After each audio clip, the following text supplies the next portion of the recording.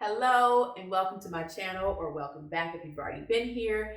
If you are new to my channel, I do book reviews, monthly wrap-ups, TBRs. If you don't know what that means, it's to be read. And I also sprinkle in a little bit of reading vlogs here and there. So if that sounds like something you're interested in, please consider subscribing. And after you watch this video, or you can do it now, hit the thumbs up, show me some love. You can leave a comment. I do respond. So anyway, in this video, I am doing a review of Stillhouse Lake by Rachel Caine. The way I like to do my reviews is I do a spoiler-free portion first, where I just give you my rating and just like a short synopsis, and then just a few little tidbits of what I think about the book. And then I will put a timestamp in the description box of where you can go for the review with spoilers, where I get into things, where we're gonna talk about things. So if you've read the book and you just want to skip to that part, you can go ahead now. If you just want to hear everything I have to say, please feel free. I'm honored. And then I will put a timestamp of where I wrap everything up at the end. So, and I'll give you a little bit of like maybe what's coming next on my channel. So if you are ready, let's get into it. All right, so spoiler-free review of Stillhouse Lake by Rachel Caine. This book is about a woman named Gina Royal. She's married to this man named Melvin Royal. They have 2 children. As far as she's concerned, everything's great. You know, take the kids to school. They have a good little life, all of that. Until one day, this is on the back of the book, so I'm not spoiling anything. Until one day she comes home from picking her kids up from school. Her life is turned upside down. Basically, there is a car crash into the garage of her house. And that is when she finds out what her husband has really been up to. And by the back of the book, you will know her husband is a serial killer. So, long story short, she is also put on trial because people think she had something to do with it. She is acquitted, and then she goes into hiding because internet trolls and stalkers and whatnot they still think she has something to do with it. They're threatening her kids, saying they're going to kill them, sending her all kind of disgusting pictures and stuff of what they would do to her kids, or putting her kids' faces on dead bodies and all kind of stuff. So she basically, like I said, goes on the run. And we find her in Stillhouse Lake, where she's actually starting to get a little comfortable. She's making some friends. You know, she's like, okay, maybe we could settle here. So it's like a little remote place in the South. And she's like, I don't think, there's not too many people around here that are going to care about what's going on, and blah, blah, blah. We basically go along with her day to day and start to see like what her life is like, what she has to go through to keep her safe and her kids safe. And I mean, I just love that. Just like, I love puzzles. I love things that have to do with detectives and crime mysteries and that kind of thing. So just like, spy movies, stuff like that. This kind of gave me a little glimpse of that, because like I said, all the things she had to go through with like alarm codes, and she learns how to shoot a gun, and it's just all this stuff. So they put on the back of the book that she's a warrior mom. I don't like that description, because I pictured like some housewife like taking martial arts classes and stuff like that. No, she is just this tough woman who has had to survive by any means necessary, and she will do what she has to do to protect her kids. I can relate to that. I'm a mom, so it was already a point for me there. Then it's enough that you're going through her regular life and you're trying to figure out who she should trust, and she meets people, and it's like she has her eye on everybody, so you have your eye on everybody. And then a body turns up in the lake near her house, and it kind of reminds her of the way her husband would dispose of bodies. So she's like, did he have something to do with this? And then you're trying to figure out what's going on. She also gets a letter in the mail that is basically like, I know some things. So we go on a ride with her from there. The police become suspicious of her because, again, I don't know why everybody thinks she had something to do with her husband. I did not, but anyway. So yeah, it's just, I'm gonna tell you right now, I gave this book 5 out of 5. It is my first 5-star review, my first 5-star read. I just started reading end of September. Of course, I read when I was younger, but as an adult, I'm just now getting back into being like an avid reader. And so I'm happy to have a 5-star review a couple of months later. 5-star book. This book, from the beginning, to me, I was like 5 stars. Couple chapters in, 5 stars. And I was like, as long as the ending is right, this will be a 5-star review for me. I was like, if it's not, it'll probably drop down to 4, but the ending was right. I loved everything about this book. I could relate to, as I said, Gina Royal. She becomes Gwen Proctor. That's on the back of the book. Also, I'm not spoiling that.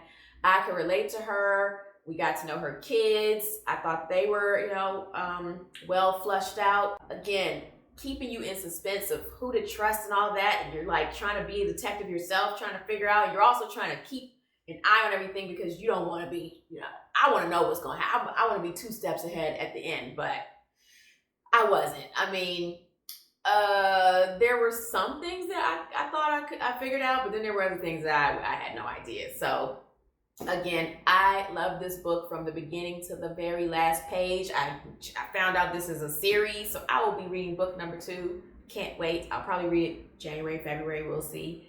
But yeah, so I definitely recommend this book. If you like books about like survivalism and like I said, a little bit of murder mystery, a little bit into a mind of a serial killer, not too much because I don't want to go there. Definitely check this out. Highly recommend it. So yes, that is my spoiler-free review of Stillhouse Lake. Now, you have been warned. If you are not near your phone, your TV, computer, whatever, get over here, push pause, because I'm about to get into the spoiler part of the review. You have been warned. So, timestamp where you can jump to the end if you don't want to hear this part, don't want to see this part. If you do, let's do it. All right, spoiler portion of the video, spoiler review portion of the video. So, from the prologue, I was here for it. They tell you on the back of the book that, she finds out her husband was a serial killer, but I still was a little taken aback, caught off guard by the way she found out. When she showed up at the house and there was a car accident, I thought her husband was going to be involved because I'm thinking like, okay, clearly this is how we find out her husband's a serial killer. So when we found out it was just like somebody that was drunk and ran into the house, I was like, well, when does part with her husband come in? And then when the detective takes her to the garage and shows her there's a woman dead hanging in the garage, and it was like, So if that drunk driver had not smashed into the garage, we don't know when she would have found out. But that's how he got. Loved it from that part. Then, we get into first chapter. She's at the gun range. It's like, okay. And, we just start to meet people. And again, as I said in the spoiler-free portion, I was like trying to keep an eye on everybody, trying to remember all the names and had my eye on everybody. Like, I don't know about this person. I don't know about that person. But she was suspicious of everybody too, which is why I like this book. She was smart. The only time I thought she wasn't as smart was when it had to do with Sam Cade. But if you've read the book, he actually turned out to be a good guy, I guess. But I was just like, don't fall for him. You don't have time for that either, which she didn't go far. She kissed him and that was it, which was fine for me because it was like anytime, you're supposed to be surviving, fighting for your life, afraid, whatever. You got time to have sex. I don't get that. That's not realistic to me, but so she did not take it too far. Again, I appreciated that. It was realistic to me. Also, her kids liked him. And as a mom, you want your kids to be happy. You try to please them, but you're trying to keep them safe. And so it's like, even when it comes to like social media nowadays, it's like, do you want your kids to have it or not? And she goes through that kind of stuff too. And you can relate because this is a current story. But so when they're like, we want to be here, we want to stay, retire, move, and you feel for the kids, but you also feel for her because it's like, she's trying to keep them safe. And then we find out the kind of stuff that she knows about, like these, like I said, people on these blogs or whatever with death threats. And like I said, putting her kids' faces on dead bodies. And I couldn't imagine. So you can feel for her. And I mean, I thought that was a good thing. I wasn't reading it like, she's doing too much. She's being paranoid. She's being stupid. No, it was just like, oh man. And then when the body turns up on the lake and she's like, I need to leave, you want her to go. Because it's like, well, yeah, you need to go. But then when she decides to stay, you feel for her. Because once again, they're tired of running. She wants her kids to be safe. But it's just like, So it's like, like I said, every chapter, I was just like, what's next? What's next? And then when the ish hit the fan, when she's sitting in the house with Sam, Cade, and she sees a reflection outside the window and she realizes it's a gun pointed at him and she gets him out the way or whatever. I was like, what? That is when it just went from 0 to 100. And I think I read the rest from that point on straight forward. I was like, I feel sick. I was like, I'm going to throw up. I was so anxious. I was on the edge of my seat. Like, what is going to happen? What now? And then when she got to her house and found out her kids were missing, oh my God, I actually cried. I actually teared up because, again, as a mother, that is one of your worst nightmare is something, your kids going missing, something happening to your kids, just anything. And I was like, oh my God. Plus, the writer did such a good job with us getting to know her kids that I really was just, I didn't want them to be missing. I was like, oh my God. And then the way this book was going, to me, I wasn't sure what was going to happen to her kids. It's like, somebody took them, you know, Gwen thinks they could be killed. I don't know how far this author is willing to take it. So I was even like, I know they're not dead. They cannot be dead. Oh my God. So like I said, from that point on, my heart was in my throat, not throat, throat. And I was just like holding my breath. When I finished this book, I had to like take a breather. Like I said, I was just like, oh my God. And the next book I read after this had to be something a little bit more, because this was just so much, but in a good way. And then so when we get to the reveal of it being Officer Graham who was the one, I wasn't 100% shocked because I had my eye on him when he came to the house and was like, can I ask you something? Do you have a safe room here? I was like, what do you need to know for? Why are you asking those kind of questions? And then the fact that his son or sons, I don't remember if it was one or both of them, that took her son's phone and then he brought it back and was like, yeah, my son said your son left his phone. He wanted me to return it. I was like, you sound suspicious. So again, I mean, the author clearly wanted us to have our eye on him, but she also wanted us to have our eye on a lot of people. And when you get to, when she doesn't know who to trust, once her kids go missing and she has no idea who took them, you don't even know. Because it's like everybody could have been involved. And then the people that she's trying to trust, the two detectives, Kezia and Prester, I have notes over here, so many names, so many people. But when it comes to Officer Kezia and Detective Prester, you don't even know if she can trust them, but she has to trust somebody. And so it's just like, oh my goodness, again, my heart, as I said, was in my throat. And then when it's the whole chasing scene with her and Officer Graham, oh my goodness, it was so good. I saw on Goodreads, some people said this was like gross and disgusting. I didn't think so, but I've been watching horror movies my whole life and action movies and stuff, so it wasn't that bad to me. But if you're a little squeamish, it does get, well, you already know if you've read the book or maybe you haven't. But if you haven't, it does get a little bit descriptive with like wounds and stuff like that. That's it really, which that didn't bother me. And I've watched a lot of medical shows, so I can sit and watch that kind of stuff. I've actually watched like real Discovery Channel shows back in the day. I digress. Anyway, but I love that part with the chase scene. And then when you find out his son comes to help him, like, are you kidding me? He got his sons helping him? Really? Wow.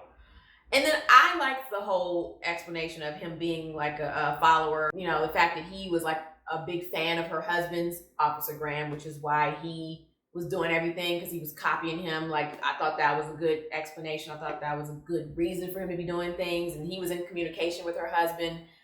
I love that. And by the time we got to the end and she got to Officer Graham's grandfather's cabin, I kind of figured her kids would be there. I mean, if they weren't, that would have just been so messed up. Plus, you know, when you get to the end and you see you got like this much left, you're like, them kids better be in here. I don't know where this is going. So, I mean, by the little bit of pages I had left, I knew the kids would be there, but it was still just like, oh, thank God. And then the last page, she gets the text from Absalom where he says he wants an update, and she finds out he's been working with her husband. That one shocked me. If you saw that coming, good on you. I did not. I was like, oh, dang. He was the main one she had been trusting. He was helping her with new identities, and he knew every move she made, where she was going. Like, dang, nothing was safe. So now when Detective Prester said, can I speak to you outside? I got something to tell you. I knew then her husband had gotten out of jail. I don't know why. I just knew So once he said there was a prison escape or prison break and like 15 people got out, I was like, and that was how it ended. I loved it. Yes, I've already said 5 out of 5, 5 stars. I cannot wait to read the second book. It's already on my list, but I'm going to try to do like my winter holiday books for December. But as soon as the new year comes, I'm reading the second book. So again, that is my review with spoilers. I hope you enjoyed it. Let's wrap this whole thing up. So thank you so much for watching. I hope you enjoyed my review of Stillhouse Lake. As I said, 5 out of 5 stars. I highly recommend this. Check it out. Next up, I will be doing my November wrap-up probably. I also recorded a review of the Sundown Motel. I'm not sure which one I will post first. Probably this one. But stay tuned for my review of the Sundown Motel. And I will eventually get to another vlog. It seems like people enjoyed it. So, you know, stay tuned for that too. And I think that is all. So, until next time, be well. Take care of yourself. Hide away. Nothing wrong with that. And I will see you in the next video. Bye.